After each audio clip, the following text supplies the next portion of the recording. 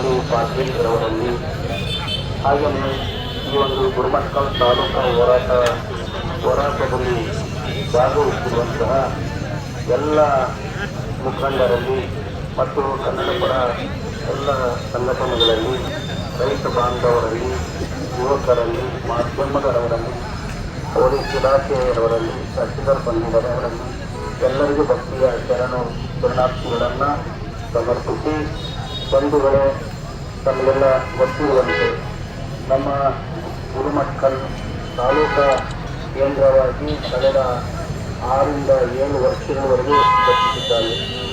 6-7 ವರ್ಷಗಳು ಆದರೂ ಸಹಿತ ಗುರುಮಠಕಲ್ಗೆ ಬೇಕಾದಂಥ ತಾಲೂಕಾ ನ್ಯಾಯಾಲಯ ಜೊತೆಗೆ ಇತರೆ ಸಂಬಂಧಪಟ್ಟಂಥ ಇತರ ಇಲಾಖೆಯ ಎಲ್ಲ ಕಚೇರಿಗಳನ್ನು ಸ್ಥಾಪಿಸಬೇಕಂತಕ್ಕಂತಹ ನಿಟ್ಟಿನಲ್ಲಿ ಗುರುಮಠಕಲ್ಲಿನ ಎಲ್ಲ ಸ್ಥಳೀಯರು ಮತ್ತು ಯಾದಗಿರಿಯಿಂದ ಅನೇಕ ವಕೀಲ ಸಂಘದ ಅಧ್ಯಕ್ಷರು ಮೊದಲು ಮಾಡಿಕೊಂಡು ಎಲ್ಲ ಅನೇಕ ವಕೀಲರು ಬಂದಿದ್ದಾರೆ, ರೈತ ಬಾಂಧವರು ಬಂದಿದ್ದಾರೆ, ಜೊತೆಗೆ ಸುತ್ತಮುತ್ತಲಿನ ಗ್ರಾಮಗಳಿಂದ ಎಲ್ಲ ರೈತ ಬಾಂಧವರು, ಜೊತೆಗೆ ಗ್ರಾಮ ಪಂಚಾಯತಿಯ ಅಧ್ಯಕ್ಷರೆಲ್ಲ ಸದಸ್ಯರು ಬಂದಿದ್ದಾರೆ. ಹಾಗಾಗಿ ಒಟ್ಟಾರೆಯಾಗಿ ಇಲ್ಲಿ ಗುರುಮಠಕಲ್ಗೆ ನ್ಯಾಯಾಲಯದ ಅವಶ್ಯಕತೆ ಇದೆ. ಅದರ ಜೊತೆಗೆ ಎಲ್ಲ ತಾಲೂಕಿಗೆ ಸಂಬಂಧಪಟ್ಟಂತ ಒಂದು 26-27 ಇಲಾಖೆಗಳು ಬರ್ತವೆ. ಆ ಎಲ್ಲ ಇಲಾಖೆಯ ಕಚೇರಿಗಳನ್ನು ಬಹುಬೇಗನೆ ಸ್ಥಾಪಿಸಬೇಕಂತೇಳಿ ಎಲ್ಲರ ಹೋರಾಟ ಸಮಿತಿಯ ಮೂಲಕವಾಗಿ ನಾವು ರಾಜ್ಯ ಸರ್ಕಾರಕ್ಕೆ ಈ ಮೂಲಕ ಆಗ್ರಹವನ್ನು ಮಾಡ್ತಾ ಇದ್ದೀವಿ ಅಂತಕ್ಕಂಥದ್ದು ಬಂಧುಗಳೇ. ಹಾಗಾಗಿ ಅಡಿಯಲ್ಲಿ ರಾಷ್ಟ್ರ ನಡೆಸಿಕೊಂಡು ಹೋಗ್ತಾ ಇದೆ. ಸಂವಿಧಾನದ ಅಡಿಯಲ್ಲಿ ಹೋರಾಟವನ್ನು ಮಾಡಲಿಕ್ಕೆ ನಮಗೆಲ್ಲರೂ ಸಹಿತ ಒಂದು ಹಕ್ಕು ಇರತಕ್ಕಂಥದ್ದು ಇದ್ದೇ ಇದೆ. ಹಾಗಾಗಿ ಇದು ಯಾವುದೇ ಒಂದು ಪಕ್ಷದ ಅಥವಾ ಮತ್ತಿನ್ಯಾರ ವಿರುದ್ಧದ ಹೋರಾಟ ಅಲ್ಲ.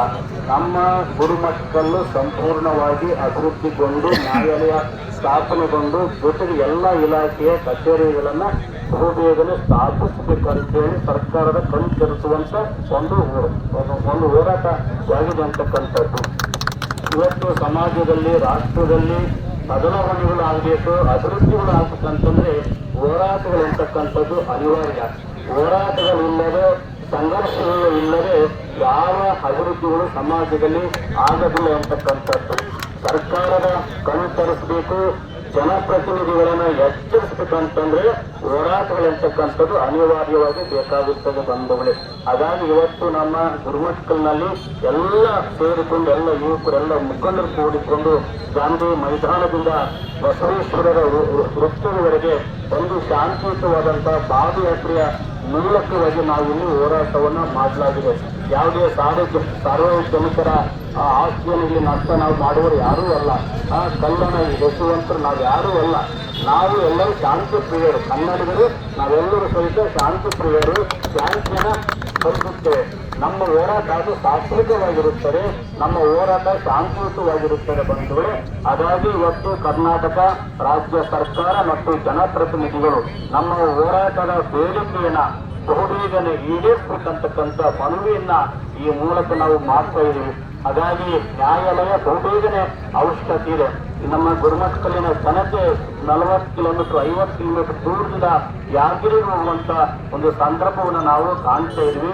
ಹಾಗಾಗಿ ಇವತ್ತು ಎಲ್ಲರಿಗೂ ನ್ಯಾಯವನ್ನ ಕೊಡುವಂತ ನ್ಯಾಯಾಲಯ ಇವತ್ತು ನಮ್ಮ ಗುರುಮಠಕಲ್ನಲ್ಲಿ ಇಲ್ಲ. ಹಾಗಾಗಿ ನಮಗೆ ನ್ಯಾಯಕ್ಕೋಸ್ಕರವಾಗಿ ನ್ಯಾಯಾಲಯನ ಕೊಡಿ ಅಂತ ನಾವು ಇವತ್ತು ಸರ್ಕಾರಕ್ಕೆ ಹೇಳಿಕೊಳ್ತೇವೆ ಬಂಧುಗಳೇ. ಹಾಗಾಗಿ ಇವತ್ತು ಎಲ್ಲ ಮುಖಂಡರು ಮೊನ್ನೆಯಿಂದ ಕಳೆದ 4-5 ದಿವಸಗಳಿಂದ ಇಲ್ಲಿ ಸಭೆಗಳು ನಡೀತಾ ಇದ್ದಾವೆ.